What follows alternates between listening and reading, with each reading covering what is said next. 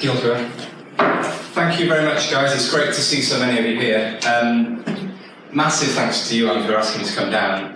He's been hugely supportive of me in his role up in North Wales, that support has continued since he's come back down to you guys. So it's been quite an honour, really, to be asked to come and speak to you today. I understand that taking time out of your organisation to come to events like this can be a difficult decision sometimes, so I aim to at least give you one thing that you can take away from it. And he has said that my business card is in your packs, and I hope that business card could possibly be the most important business card you ever received, but I will come to that back at the end. Bold call, I know. So, my topic is today could be a good day. It's one of 8 truths that I have, and that's how I've run the business. And it comes from my belief that no matter how the media can often make the world seem like it's quite a dark and gloomy place, but there are lots of wonderful things happening in and around us and far and wide. Sometimes you have to dig a little to find them, and I can concede that happens, and that happened to me a few months ago, and that's what I'm going to be talking to you guys about today. But before I get to that, I'm going to give you a bit of background. So in 1988, my dad decided he didn't want to teach anymore, and he wanted to start selling army surplus. So he took a year out, took £500 and bought a load of itchy jumpers and shirts. And that's how he started the family business, and that progressed from market stalls to a small retail unit, advertising in magazines, doing some mail order. And it was something that I was never ever going to get involved with. When I was 16, 17, I was adamant that I was never going to work with my parents. I went into engineering. I did a modern apprenticeship. I worked in the defence industry. I then worked for a small engineering firm that was in rock mechanics. And then I went travelling for about 18 months. And on my return from my travels, along with a little travelling debt, I was looking for engineering work, and Dad said, look, we've got this e-commerce software that we've never done anything with.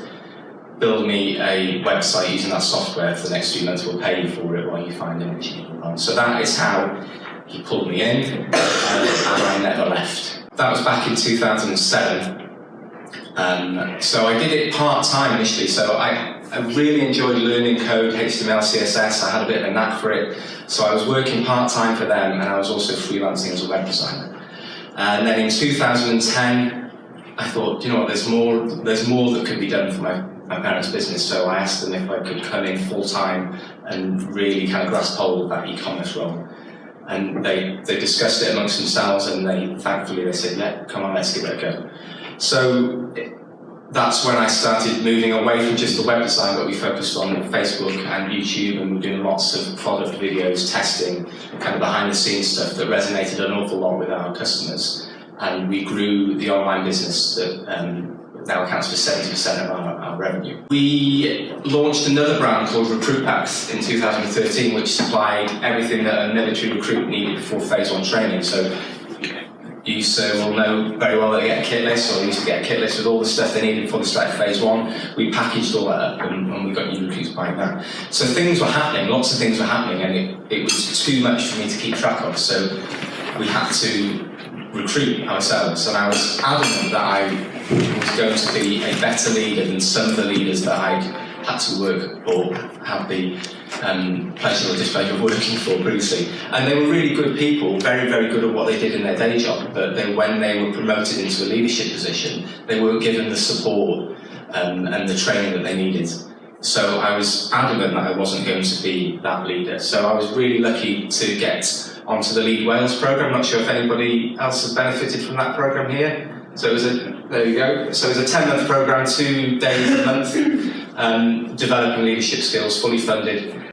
Part of that was 5.5 hours coaching, one-to-one business coaching, which was possibly the best thing that I got out of Lead Wales. It was that relationship I built up with Pam. I've continued that relationship over 5 years. And the thing that we did, the first thing we did after that first session with her, I came back and said, we need to be having directors meetings. We need to be a bit more organised and focused. So we sat down and I said, right, where do you want to be in 5 years' time? What are your personal goals? My mum and dad historically never looked any further than maybe 3 or 4 months. So asking them to look much further down the line was very alien to them.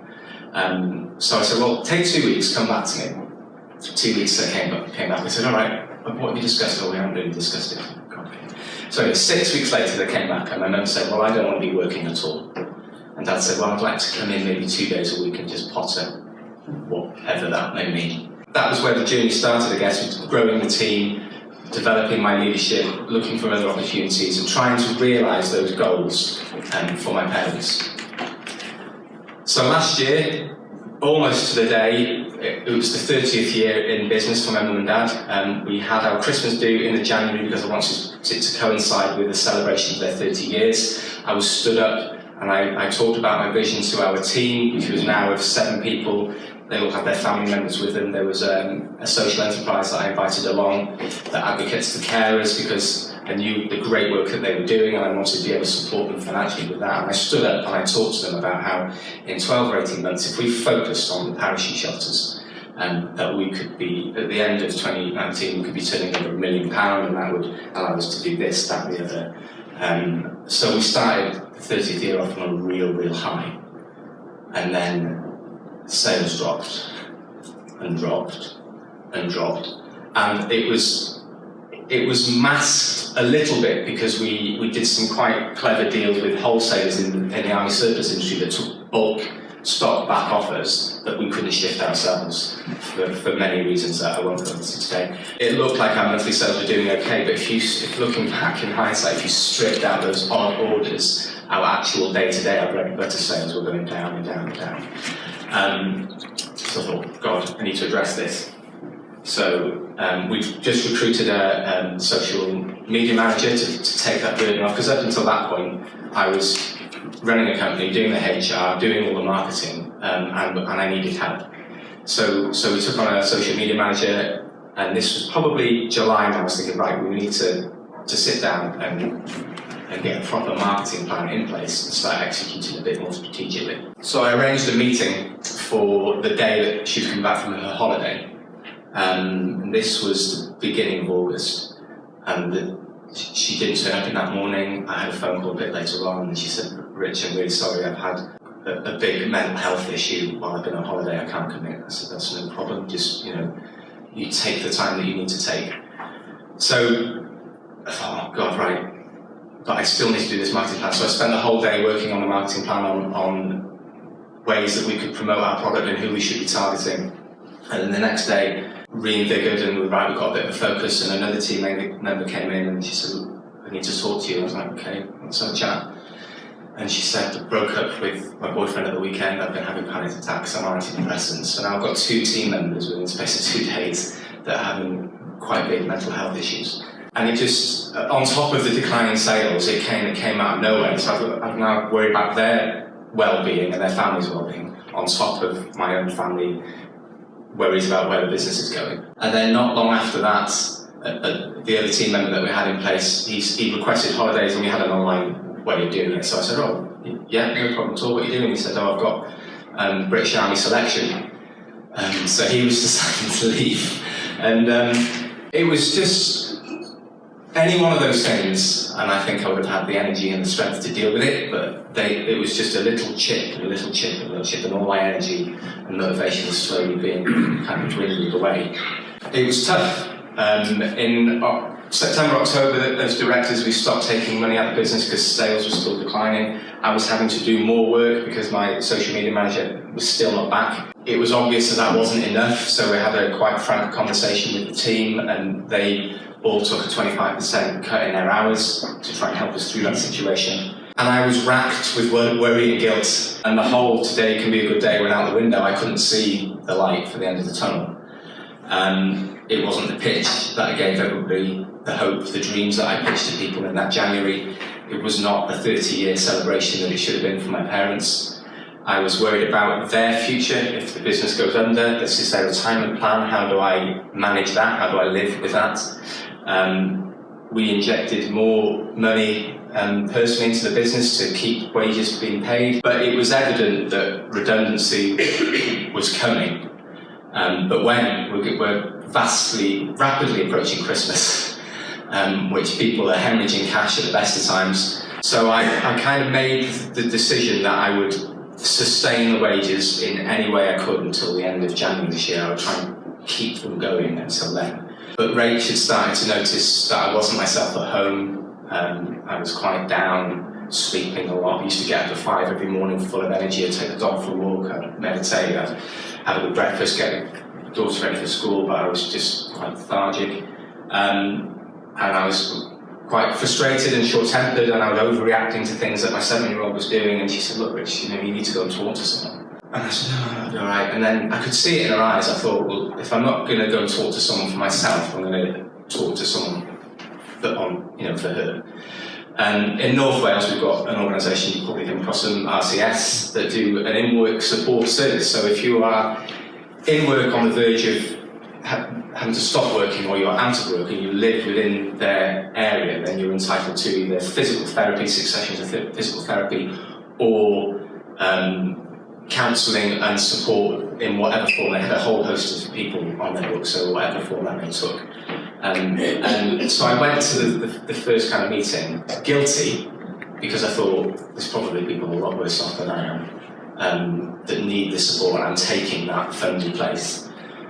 But also, in the back of my mind, I acknowledged the fact that if I went under, if I couldn't work, then that's the business on its last leg. So I met with RCS and we talked about the different therapists that had on offer, and I went and I met with Kathy, and I met her for 4 sessions every other week, so an 8-week period. So I told her about everything that was going on and my plan to kind of get through to January, and she said, "What's going to happen in January?"